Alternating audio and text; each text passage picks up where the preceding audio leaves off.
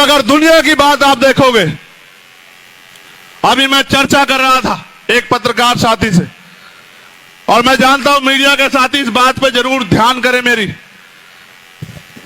जैसे हमारे देश के प्रधानमंत्री जी को इजराइल दिखाई दिया, उनको मणिपुर दिखाई नहीं देता। और मणिपुर छोड़िए, पूरे देश में जो कमजोर वर्गों पर हिंसा हो रही है वो दिखाई नहीं देती उनको।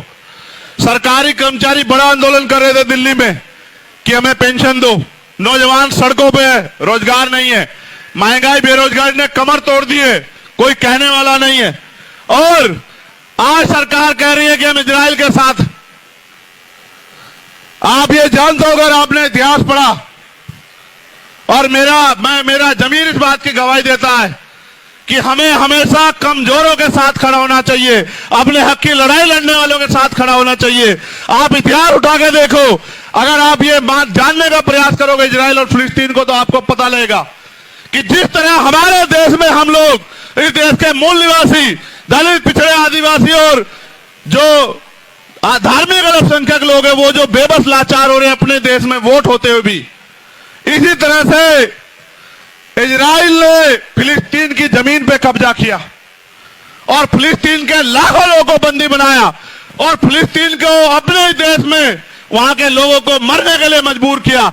मैं हिंसा का समर्थन नहीं करता, मगर आप ये बताओ, अगर वहां फिलिस्तीन की लड़ाई गलत है तो देश ने जो आजादी की लड़ाई लड़ी अंग्रेजों के खिलाफ, वो कहां सही है आप बताओ। यहां भी तो शहीद आजम सरदार भगत सिंह ने अपने प्राणों के बलिदान दिए, उनकी यूनिट ने प्राणों के बलिदान दिए अपनी मातृभूमि की रक्षा के लिए, उसको आजादी के लिए अंग्रेजों से। अगर आज उस बात को वो लोग गंभीरता से आगे बढ़ा रहे हैं, तो मैं क्यों कहूं मैं इजराइल के साथ। मैं हर एक कमजोर के साथ हूं और मैं फिलिस्तीन के साथ हूं, मैं गारंटी से कहता हूं।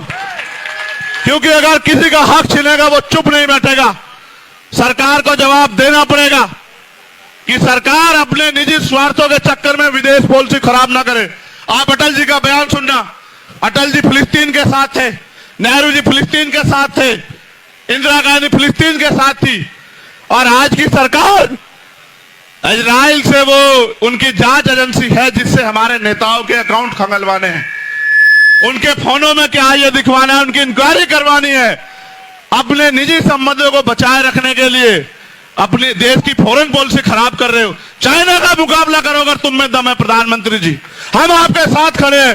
चलो चाइना की तरफ आगे बढ़ो, चलो कूच करो, हम देखेंगे आप में कितना दम है। आज से पहले गोली हम खाएंगे, ये देश हमारा है, इस मुल्क के लिए शहादत हम सहेंगे।